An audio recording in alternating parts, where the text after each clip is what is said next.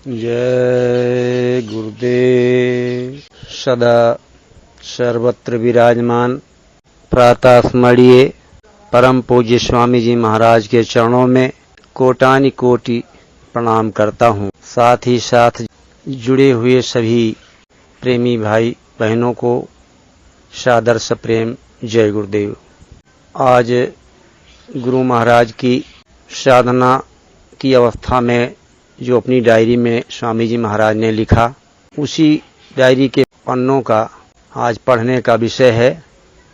अभी अगले संस्मरण में आपने सुना होगा कि जिस किताब के लिए स्वामी जी महाराज ने शंभू जी को कहा था कि 4000 किताबें जौनपुर के लिए, 4000 किताबें बनारस के लिए और 4000 किताबें मथुरा भंडारे के लिए और 4000 छाप करके रखना, जहां मैं बताऊंगा वहां ले आना।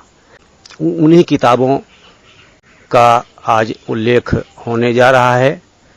ये स्वामी जी महाराज की उस समय की लिखी हुई किताब है जब गुरु महाराज ने जय गुरुदेव नाम जगाया ही नहीं था। पूरी किताब में आपको जय गुरुदेव नाम नहीं मिलेगा। आखिरी में जब किताब खत्म होती है तो स्वामी जी महाराज का यही रहता है कि सेवक फलाने दास। ये किताबें पहले 9 खंडों में थीं। जब हमारे यहाँ स्वामी जी महाराज 1973 में जैतापुर आए बहराइच जिले में, तो ये 4 आने की किताबें अलग अलग मिल रही थीं। उन्हीं किताबें पहले अलग अलग काफ़ी दिनों तक रहीं, लेकिन काफ़ी दिनों के बाद में ये संग्रह कर दिया गया, एक में सेट कर दिया गया। आज उन्हीं स्वामी जी महाराज की डायरी से जो किताबें बनी, जो शंभू जी ने बनाया मालिक के आदेश से, उन्हीं का आज वर्णन आज होगा। जय गुरुदेव। साधक के प्रति गुरु के वचन आशिक की पहचान। गुरु के स्वामी जी महाराज कहते हैं, गुरु के चरणों का कौन आशिक होगा जिसमें ये बातें पाई जावें। एक तो जिसमें मान नहीं है, दूसरा निर्लोभी है, गुरु और संगत में अपना तन लगाता हो, चौथा जिसमें क्रोध न हो, पांचवा संतों साधुओं की जिसके चित्त में कदर हो और इनका आदर करता हो, छठा जिसमें हर वक्त चिंता हो कि नर शरीर भजन के वास्ते पाया है और हर वक्त भजन में लगा रहता हो।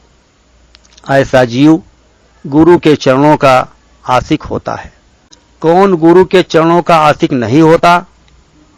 जिसमें मान है, जिसमें क्रोध है, जो उत्तम सेवा नहीं करता, जिसके चित्त में गुरु के शब्द असर न करते हों, ऐसा जीव गुरु के चरणों का आशिक नहीं हो सकता है। गुरु एक परमात्मा पावर है, जिस मनुष्य पोल पर बैठकर परमात्मा के गुण अथवा शक्ति का इजहार करता है। गुरु देखने में मनुष्य मालूम होते हैं, परंतु अंतर की शक्ति परमात्मा के साथ मिली रहती है। जैसे एक बिजली का तार ऊपर से रबड़ चढ़ी होती है, परंतु अंतर में पूर्ण पावर काम करती है। उसी रबड़ को हटाकर मनुष्य तार के साथ जोड़ देता है, तब उसकी शक्ति का इजहार होता है और देखने में पूर्ण रूप से मालूम होता है। स्वामी जी महाराज कहते हैं कि गुरु मिलने पर इस प्रकार तुम्हारे अंतर से शक्ति काम करती है।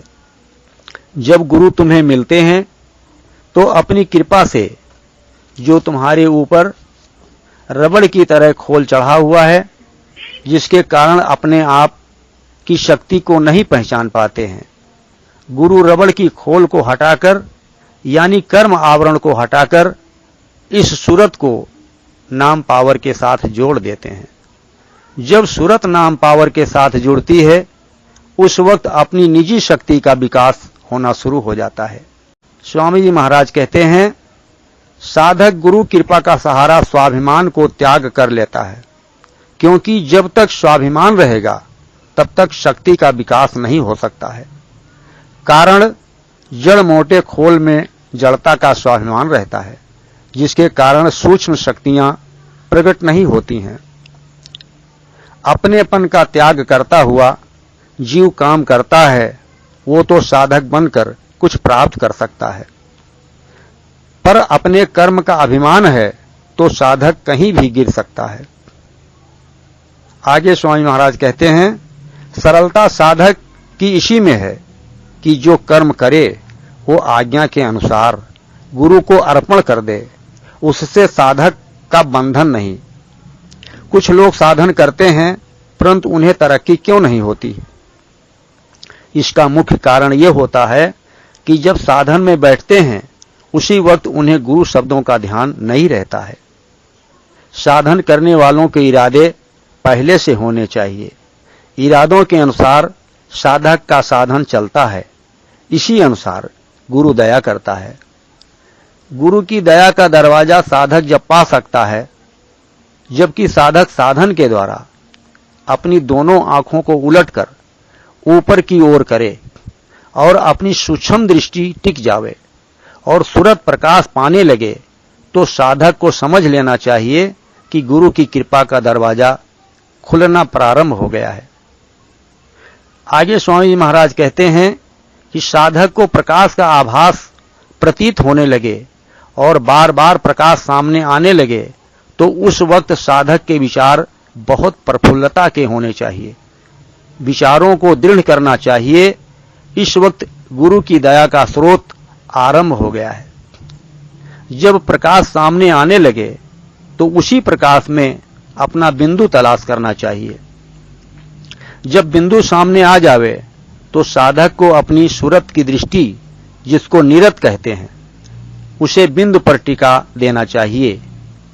जब सूरत की दृष्टि उस बिंदु पर टिकना शुरू कर दे तो साधक बहुत सावधानी के साथ उसी बिंदु में ये कोशिश करे कि लय होने लगे। जब सूरत की दृष्टि उस बिंदु में जिसमें प्रकाश निकल रहा है लय होने लगे, उसी लय होने में कुछ पर्दे आने प्रारंभ होने लगते हैं। उसी वक्त साधक सावधानी से एक जगह पर अपनी निगाह रखे। कोशिश साधक इस बात की करे कि जब उस बिंदु में होकर पर्दे दिखाई दें तो साधक सदा पर्दा के साथ न घूम जावे। यदि साधक दृष्टि टिकाते वक्त उन पर्दों के साथ घूम गया तो सत्य है कि जो बिंदु मिल गया था वो भी गायब हो गया और जो प्रकाश पाया था वो भी गायब हो जाएगा। साधक अपनी साधना ही से निराश होता है। साधक को गुरु शब्द याद न रहने से साधना का जो तरीका है उसमें साधक ने गलती की है, इसी कारण साधन नहीं हो पाता है। जब कभी ऐसी अवस्था साधक की आवे, उस वक्त साधक को चाहिए कि गुरु से पूछे। गुरु निकट न हो तो अपने से जो अधिक साधना करता हो और जिसका अनुभव हो उससे अपने गलती का तरीका पूछे, फिर साधक निराश नहीं होगा। साधक की दृष्टि उस पर्दे के सामने टिकने लगे और प्रकाश बढ़ता हुआ नजर आवे तो साधक अपनी निगाह को उसी प्रकाश में रखे। कभी कभी साधक को सामने आकाश सा मालूम होता है और फिर ऐसा मालूम होता है जैसे कि धुआं होता है। धुएं के वक्त साधक को कुछ दिखाई नहीं देता है। साधक को चाहिए कि अपनी दृष्टि उसी धुएं के सामने रखे। कुछ देर बाद धुएं जैसा आकाश साफ होगा और निर्मल आकाश नजर आवेगा। साधक को उसी निर्मल आकाश में देखना चाहिए। आकाश में जब साधक देखेगा तो उसे एक अद्भुत आकाश बंधा हुआ नजर आवेगा। इसके देखने से साधक को सरूर मालूम होता है। आगे स्वामी जी महाराज कहते हैं कि ऐसा साधक को प्रतीत होता है जैसे कि क्लोरोफार्म का नशा होता है। इसी तरह सूरत में एक नशा प्रारंभ होता है। ये बड़ी नशा है जिसे गोस्वामी जी ने आत्मानंद कहा है। क्या कहूं आत्म सुख की महिमा, जिन्हें परापत सोई जाना। साधक भी इस आत्म सुख को पा सकता है। साधक बगैर गुरु की कृपा के आत्म सुख प्राप्त नहीं कर सकता है। इसी आत्म सुख को पाने के हेतु मनुष्य राजगद्दी पहले से त्याग देता है और उसी आत्म सुख की खोज में लग जाता है। साधक के ऊपर गुरु की बहुत बड़ी कृपा है कि सब सामानों के बीच रहते हुए आत्म सुख प्राप्त हो जाता है। इसी आत्म सुख को चित्त आनंद स्वरूप कहा है और इसी को गोस्वामी जी ने जड़ चेतन ग्रंथि करके वर्णन किया है। इसी आत्म सुख को कहा है कि परम प्रकाश रूप दिन राती, नहीं कछ चाहिए दिया घृत बाती। साधक जब अपने अंतर में ये परम प्रकाश प्रकट कर लेता है तो बहुत बड़ी खुशी होती है। यही आत्म सुख का वो स्थान है जहां आत्म साक्षात्कार होता है। इसी को संतों ने तीसरा तिल बयान किया है। यही प्रथम स्थान सूरत के जगाने का है। इन्हीं को चरण कमल कहते हैं। इन्हीं चरणों का ध्यान करने से साधक की दिव्य आंख खुल जाती है। इन्हीं चरणों के ध्यान अथवा साक्षात्कार से सूरत को अपने निज रूप का अनुभव होता है। यही चरण कमल हैं जिनके प्राप्त करने से सूरत को अलौकिक शक्ति प्राप्त हो जाती है। इन्हीं चरण कमलों में रिद्धियां सिद्धियां प्रकट हो जाती हैं। यही चरण कमल है जिनको सीता जी ने पाया था। इन्हीं चरण कमलों को साक्षात्कार राजा जनक को हुआ था। इसी वास्ते राजा जनक विदेही कहलाए थे। इन्हीं चरण कमल को पाकर सीता जी विनय करती हैं कि सुनो विनय मम बिटप अशोका, सत्य नाम कर हर मम शोका। आगे स्वामी महाराज कहते हैं कि यही चरण है जो कि सतलोक से आकर चिदाकाश में ठहरे हैं। आकाश ऊपर है और चरण उसी आकाश में जड़े हुए हैं। इनकी शोभा का वर्णन नहीं हो सकता है। ज्ञानी इन्हीं चरणों की महिमा अहम ब्रह्म अस्मि से कहते हैं, परंतु उन्हें इन चरणों को पाने में बहुत ही वैराग, ज्ञान, विवेक करना पड़ता है। इन्हीं चरणों को पाने के लिए गुरु की परम आवश्यकता पड़ती है। इन्हीं चरणों को पाने के हेतु साधक को यह करना होगा कि अपना सर्व अंग गुरु को अर्पण कर दे। सर्व अंग गुरु अर्पण से विकारी वासनाएं नहीं सताती हैं और अपने स्वाभिमान का त्याग हो जाता है। जब तक साधक को भेदी गुरु नहीं मिलेंगे तब तक साधक चरणों का दर्शन नहीं कर पाता है।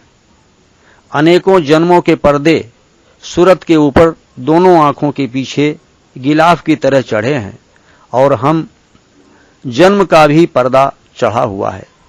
इस जन्म का भी पर्दा चढ़ा हुआ है, यानी जो कर्म अभी करता है उसका अक्ष भी आंखों के लेंस में होकर सूरत के ऊपर चढ़ता जाता है और सूरत को जड़ रूप में करता जाता है। जब साधक के ऊपर गुरु कृपा नहीं होगी तब तक साधक बाहरी वासनाओं का त्याग नहीं कर सकता है। साधक वासनाओं के वशीत भूत हो चुका है, जिसे छोड़ने में महान कठिनाई पड़ती है। गुरु का परिश्रम साधक के साथ प्रथम में यही होता है कि साधक अपनी वासनाएं खत्म करे, जिसके द्वारा साधक भोगों में फंसकर अकर्म करने लगता है। साधक गुरु वचन सुनकर अपनी इच्छाएं गुरु शब्द के साथ लगाकर काट देता है। गुरु शब्द के साथ साधक यदि बंधा नहीं है तो साधक हमेशा इच्छाओं का गुलाम रहेगा। आगे स्वामी जी महाराज कहते हैं कि इच्छाओं का गुलाम साधक अंतर में गुरु चरण अथवा राम चरण अथवा कृष्ण चरण प्रकट नहीं कर सकेगा। चूंकि साधक का हृदय स्थल पानी की तरह हिलोर मारता रहेगा।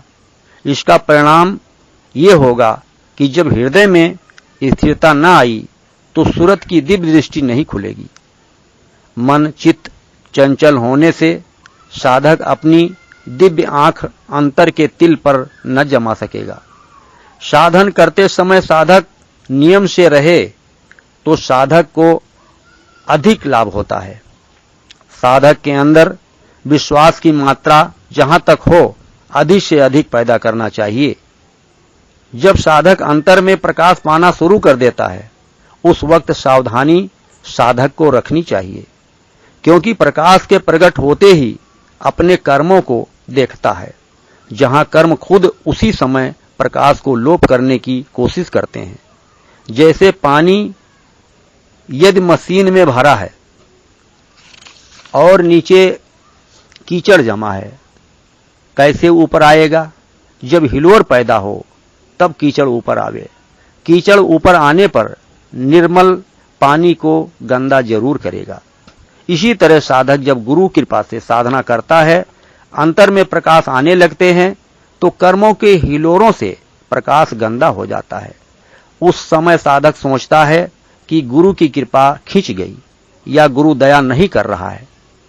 साधक को समझ लेना जरूरी है कि गुरु हिदायत से साधन करता रहे, कुछ समय बाद प्रकाश साफ हो जाएगा और निर्मल प्रकाश प्रकट हो जाएगा। साधक को घबराहट से साधन ढीला नहीं कर देना चाहिए। साधक अपनी बुद्धि गुरु चरणों में बांध दे और गुरु के शब्द याद करता रहे, यह अति आवश्यक है। साधक को गुरु शब्द याद करने से यह लाभ होगा कि जब साधक साधन में बैठेगा, उस वक्त मन इंद्रियां उसे भोगों की ओर नहीं खींच पाएंगी। साधन करते वक्त साधक को स्वभाव के अनुसार मन इंद्रियां तंग करती हैं और साधन के वक्त साधन में न लगकर भोगों की ओर खींचती हैं। अभ्यास का मतलब यही है कि साधक साधन करने का अभ्यास डाले और भोग छोड़ने का स्वभाव साधन के द्वारा करे।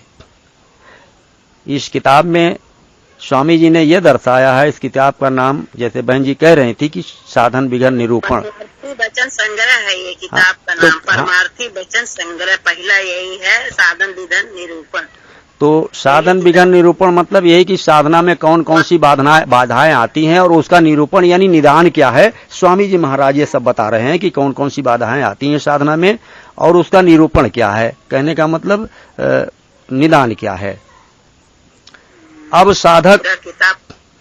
जब साधक साधन में पकने लगे और भोग की ओर से इंद्रियां अपने स्वभाव को कम कर दें या बिल्कुल न करें, तो साधक को समझ लेना चाहिए कि गुरु की कृपा है और गुरु दया के हम पात्र बन रहे हैं।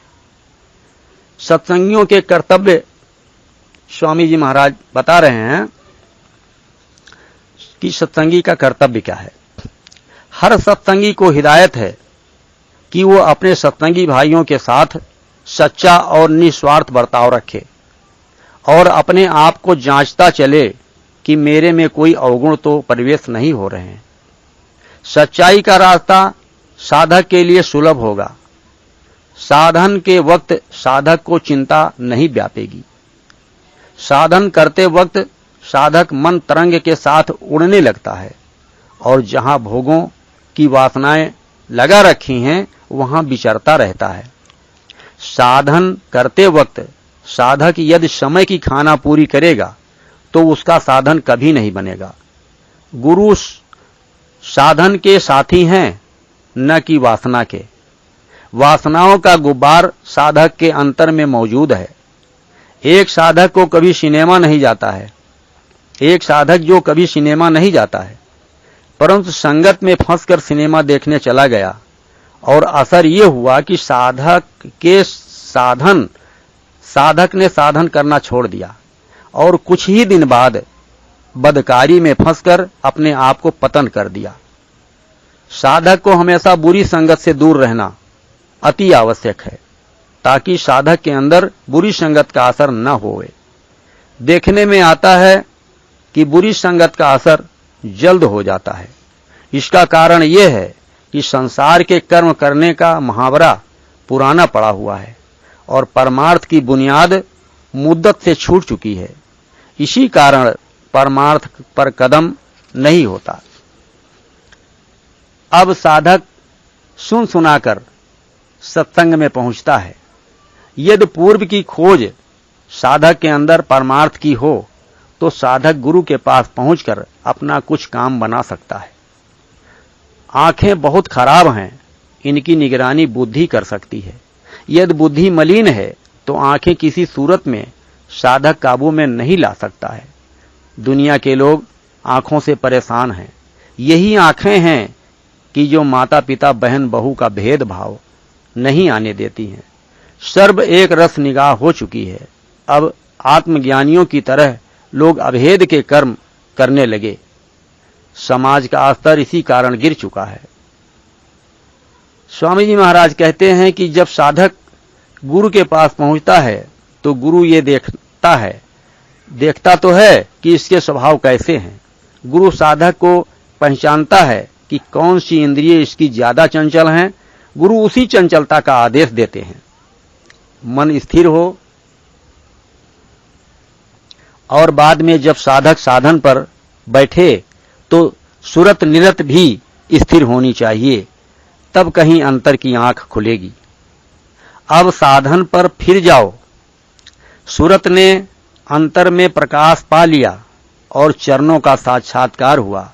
उस साधक के अंदर एक इस तरह की स्फूर्ति आती है और अपने आप को समझने लगता है कि मैं तन नहीं, मैं धन नहीं, बुद्धि नहीं और कोई सामान नहीं हूं, मैं एक आत्मा हूं। मेरा रूप सत चित्त स्वरूप है।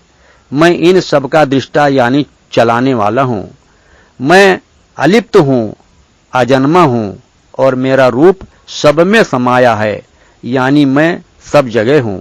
आत्मज्ञान इसी को कहते हैं।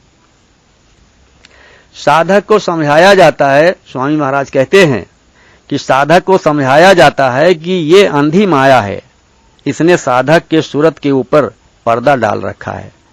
जब तक साधक में पूर्ण अंग लेकर विरह उत्पन्न नहीं होगी, तब तक ये अंधी माया का आकाश नीला है, जिसमें चरण खिले हैं, नहीं टूटेगा। साधक को तड़प के साथ रोना होगा। जब रोएगा नहीं, तब तक वज्र फाटक यानी पर्दा नहीं टूटेगा। इसी को कबीर साहब ने कहा है कि बिन रोए नहीं पाइयां साहब का दीदार। इसी का जिक्र गोस्वामी जी ने किया है कि ये जड़ चेतन की ग्रंथि जीव के साथ बंधी है। इसी के टूट जाने पर कहा गया है कि छोरत ग्रंथि पाओ जो कोई, तब यह जीव कृतारत हुई। साधक गुरु का पूरा बल और सहारा लेकर साधन करना शुरू कर दे और अपना इम्तिहान कराता चले। साधक का इम्तिहान गुरु ही लेंगे और किसी की हस्ती नहीं है जो साधक का इम्तिहान ले। गुरु हर प्रकार समर्थ है। जब साधक की दिव्य आंख खुल जाती है और चरणों का दर्शन होता है, तब साधक गुरु को याद करता है। उसी समय गुरु उन्हीं चरणों में होकर नजर आते हैं। तब साधक अपने को धन्य धन्य कहता है और कुछ कुछ गुरु की महिमा का आभास होना शुरू हो जाता है। गुरु चरणों में अपनी सूरत जोड़े रहना चाहिए। ये वो बट वृक्ष है जो सर्व वासना पूरी करता है। इसकी शीतल छाया में पहुंचकर सुख और अद्भुत आनंद प्राप्त होता है। यही चरण है जिसमें होकर हम अपना रूप देखते हैं। बाद इन्हीं चरणों के आधार से ज्योति का दर्शन होता है। इन्हीं चरणों की मदद से हमारी सूरत सूर्य लोक, चंद्र लोक, वैकुंठ लोक, गंधर्व लोक, इंद्रपुरी, शक्ति लोक आदि सूक्ष्म देशों में जाती है। यदि साधक वासना को त्याग कर नित्य साधना करे तो गुरु कृपा से इन लोकों में महीना 2 महीना में जा सकता है। स्वामी जी महाराज कहते हैं, सहारा तो साधक को गुरु का पूरा होगा। उसकी मदद बगैर साधक एक तिल भी आगे काम नहीं कर सकता है। साधकों को इस साधन में तनिक भी अभिमान नहीं करना चाहिए। यदि साधक साधन करते समय दूसरों की सेवा करता चले तो अति सुंदर होगा। दीनता का पथ साधक के लिए लाभकारी होगा। साधक भाव की दृढ़ता साधक में ज्यादा होनी जरूरी है। साधक सर्वदा गुरु का सहारा लेता चले। साधक अपने श्वास को किसी अनित काम में खर्च ना करे, क्योंकि कर्म का असर आ गया तो मन मैला होगा और साधना में विघ्न होगा। जो साधक बगैर गुरु के आत्म अनुभव करना चाहें तो ये कदाप नहीं होगा। यदि किसी साधक ने बगैर गुरु के आत्म अनुभव किया हो तो उसे हमारे सामने लाओ। स्वामी महाराज कहते हैं, यदि किसी साधक ने बगैर गुरु के आत्म अनुभव किया हो तो उसे हमारे सामने लाओ, तब सही सत्य माना जा सकेगा, वरना तुम्हारा कहना गलत है। आत्म साक्षात्कार के लिए जिज्ञासु को अपना तन मन वचन बेचना होगा और इस तन मन को खरीदने वाला भी होना चाहिए। जब साधक को चरणों का साक्षात्कार होता है तो उसी समय अंतर में ध्वनि सुनाई देने लगे और ध्वनि के अंदर में रस आने लगे। उस समय साधक को अधिकार है कि जिसको ज्यादा पसंद करे उसी में अपनी सूरत रत कर दे। साधक को चाहिए जिधर से ध्वनि आती हो उसी तरफ अपना तवज्जो ले चलें और लगातार सुनने का मुहावरा डालें। जैसे जैसे ध्वनि आती जावे वैसे वैसे सूरत साफ होती जावेगी। सूरत को शब्द नाम धुनि के साथ जोड़ना और साथ साथ वासना की ओर से अपना मन हटाना। जब साधक की वासनाएं जो संसारी हैं उनकी तरफ से कमी होगी, उसी कदर शब्द आहिस्ता आहिस्ता अपनी सूरत को ऊपर खींचेगा। शब्द चैतन्य है, सूरत को तौलता रहता है। जिस वक्त वह जिस दिन सूरत को अपने लायक कर लेगा उसी दिन तुरंत सूरत को खींचकर ऊपर के दिव्य लोक में पहुंचा देगा। आंखों के ऊपर दिव्य लोकों का रास्ता शुरू होता है। ऊपर की ओर तुम अपनी आंखों को करो और संसार की ओर से अपना ध्यान हटाओ, तब तुम्हें शब्द सुनाई देगा। ये तो साधन तीसरे तिल पर पहुंचने का है, जो गुरु कृपा से ही प्राप्त होगा। जय गुरुदेव। आज इसी के साथ ये स्वामी जी की डायरी से जो चर्चा हो रही है संपन्न हो रही है। क्रमशः आगे ये ऐसा ही चलता रहेगा। जय गुरुदेव।